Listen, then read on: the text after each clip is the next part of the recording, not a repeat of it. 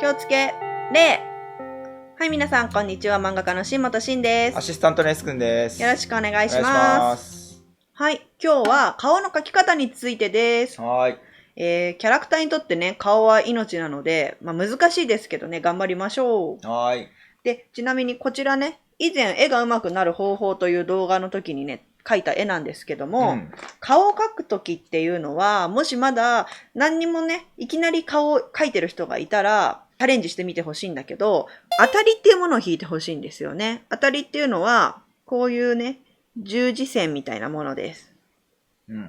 で、これが綺麗に引けると、よりね、顔のバランスがうまく取れると思います。で、これを見るとちょっとだからすでにね、前回描いてもらった時だけど、やっぱ当たりに対して顔が歪んでいるかなとは思います。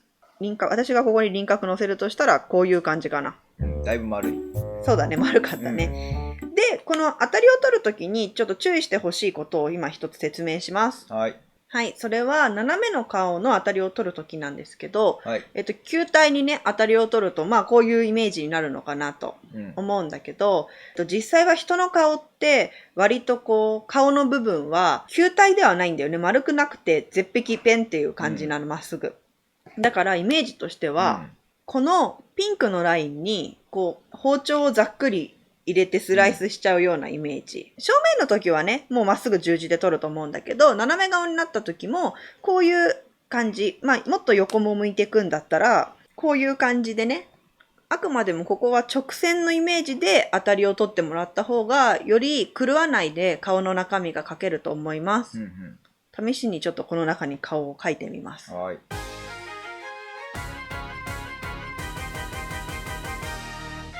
はい。じゃあね、こんな感じで描けました。はい。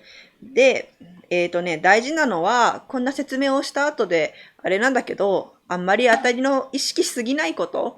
もちろん、目安にしてほしいんだけど、最終的には全部消しちゃう線だし、こんなの綺麗に描けたとこで誰にも見てもらえないし、意識しすぎてね、多分、なんかもう自分の絵と違うなってなっちゃった時は、気にせず自分のね、感性の方を信じて書いた方がいいかなと私は思います。なので、私も割とここにね、点線があるけど、で、しかも元の当たりの頭の線はここなんだけど、割とがっつり無視して書いてます。大体いつも丸書くけど、その当たり内に顎が収まることはないです。で、ちなみにこっちもね、書きました。もう本当に無視です。これだってここに顔の大きさあったけど、実際はここまでしか顔の大きさ書けてないです、こっちは。っていう感じで、あんまり当たりはあくまで当たりだから、意識せずに、でも目安にはなるからパーツを置くときの。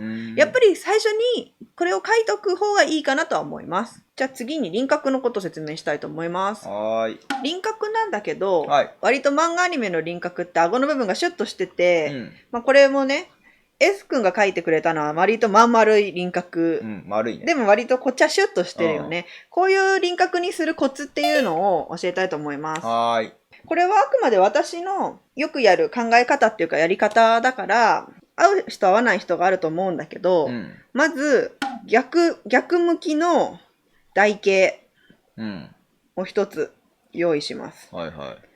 これ。で、ここの横に、この辺りに耳をね、描きます。で、三角形、逆向きのね、三角形をここに用意します。で、半分に切ったような球体を頭のここのところに乗っけます。人間だ。人間っていうか、そう。こういう感じで、私の場合、いつもパーツごとに分けてて、要はここの曲がり目が難しいんだよね、ここの部分。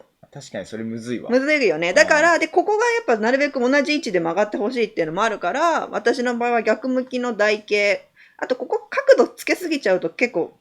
でも、なんか直線でもいいんです。ここは直線でもいいけど、私はこういう、やっぱシュッとしてくので、頭が割とちょっとでっかちな感じが好きだから、こういう形にしてるけど、そこはお好みで。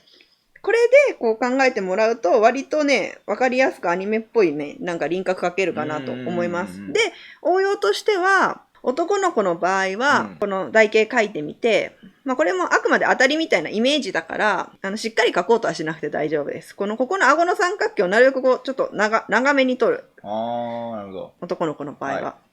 で、女の子の場合は、ここの顎の三角形を私はこう、短めに取る。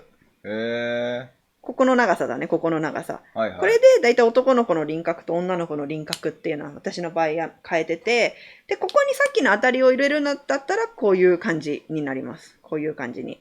はいはいはいはいはい。こんな感じでいつもイメージしてます。これだと割とアニメっぽい輪郭描けるので、なんか丸い卵みたいな輪郭になっちゃうなっていう悩みの人がいたらよかったら参考にしてみてください。なるほど。ただ注意してほしいのは、これが横を向いた時にね、間違えないでほしいのが、この形のまま、横向きにしてしまうと、こういうことになっちゃうけど、これだとね、顎がね、内側に入ってしまって間違ってしまうので、こういう台形のイメージでいてもらった方がいいかもしれない。ここの顎の部分がこっち側にちょっと寄ってるこういう三角形。なんだったらもうここ直線でもいいぐらいなんで、直線でこっちに行ってる、何三角形って言うんだったかもう忘れてしまったんですけど、で、いてもらうといいかなと思います。で、これに、横顔を描くときは、ちょっと顎がこれは出過ぎちゃってるから調整はしてほしいんですけど、こういう感じになるかなと思います。なるほどね。また横顔については横顔の描き方っていう動画も上げてますので、よかったら参考にしてみてください。はい。で、最後に顔の中身の話なんですけど、